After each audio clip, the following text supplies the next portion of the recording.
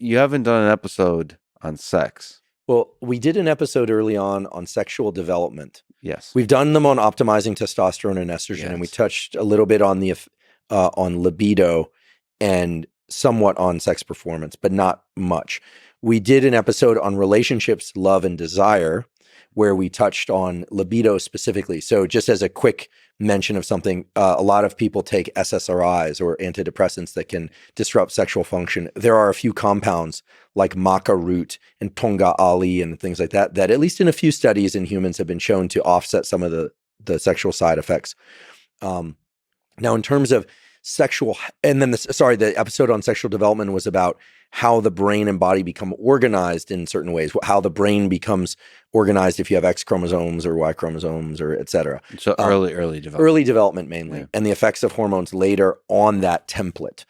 We will be doing I'm actually putting together a series on sexual health, everything from the menstrual cycle, which both men and women should understand, of course, understanding arousal, understanding, for instance, a lot of people don't realize this, but that orgasm is actually the consequence of activity in the sympathetic, meaning the stress arm of the autonomic nervous system, whereas arousal is the consequence of the activity of the parasympathetic, the calming aspect of the autonomic. It's counterintuitive, right? It's counterintuitive, and it kind of works like a seesaw. I mean, there's arousal, then there's relaxation, then there's arousal, but and then immediately after orgasm and in males ejaculation, what ends up happening is there's a rebounding of the parasympathetic nervous system, which it leads to oftentimes people feeling very relaxed or falling asleep.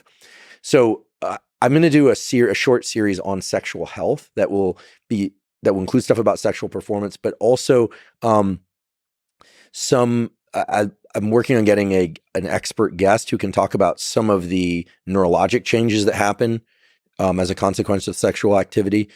And we did an episode with a guy from UT Austin here, David Buss, who's an evolutionary psychologist, talking about, we went pretty deep into some of the typical and unusual dynamics of mating relation, whether or not people have kids or not and what impacts that. But we're going to do an episode on menopause, andropause.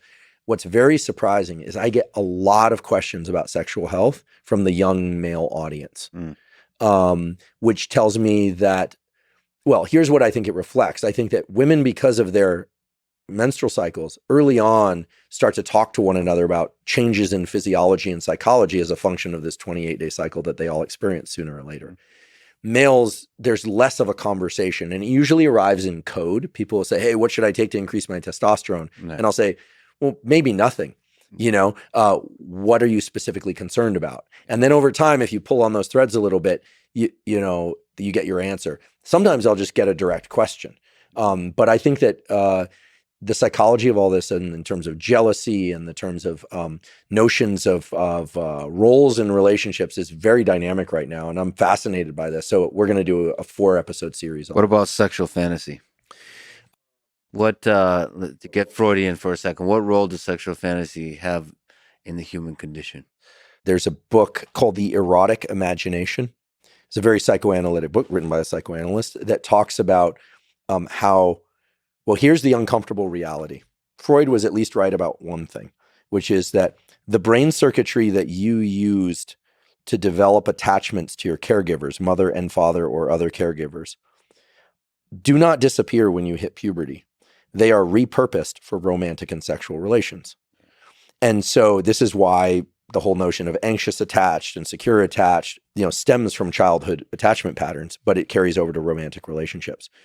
So that the relationship with your mother and father has and probably other close people to you in your young age has a secondary, tertiary, some kind of ripple effect on how your sexuality developed, like what fantasies you might have, all that. Oh, without question. And of course, early experiences too, and traumatic or positive or neutral. The thing that's really important to remember, though, in this transfer of circuitry from one role to another is that, and it's certainly consistent with psychoanalysis, that gender is interchangeable. Sex is interchangeable. So for instance, let's say you had a wonderful relationship. Let's take a hypothetical person. Okay. I'm truly not referring to myself. Let's take a young woman who has a wonderful relationship to her father and a just absolutely terrible abusive relationship to her mother, just for sake of example. Mm-hmm. She then goes into adulthood and she is drawn to very abusive men. Not always, but let's just use in this example. And the dynamic is exactly the same as the dynamic she had with her mother. That's actually a common occurrence. Even though in this context, she's heterosexual, she's romantically attracted to men, what is seen over and over again is that the dynamic with one parent can be transferred onto a romantic dynamic, but it doesn't have to be, that if it was with the mother, then it only has to do with relationships to women. So gender is interchangeable because these circuitries are pre-sexual. They're laid down in our brain before the brain has any concept of sexual interactions. It's pre-pubertal, And so there are a lot of interesting examples and data to support this.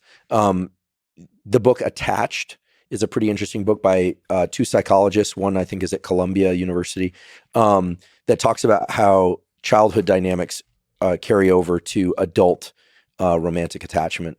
So as you can tell, I get pretty alert in response to these questions because I get a lot of them relate in this domain. They have a lot of impact on people, and they're wondering about, they want to learn. And no one knows what other people are doing or what's normal. We kind of know deviancy. We know perversion. We know the extremes. Yeah. We know the rules. Hopefully people know the rules. But, there are a lot of people in the academic community, in particular at certain East Coast schools, not to be named, that are in open relationships. This is more common now. It's not very common, but it's more common. Yeah. And, obviously that's a way of bypassing some of these more primitive emotions about jealousy, et cetera, and leveraging them towards maybe even ongoing relationships. I'm not passing judgment one way or the other. I always say 4 conditions have to be met for any discussion about sex and sexuality or sexual health: age appropriate, context appropriate, consensual, and species appropriate.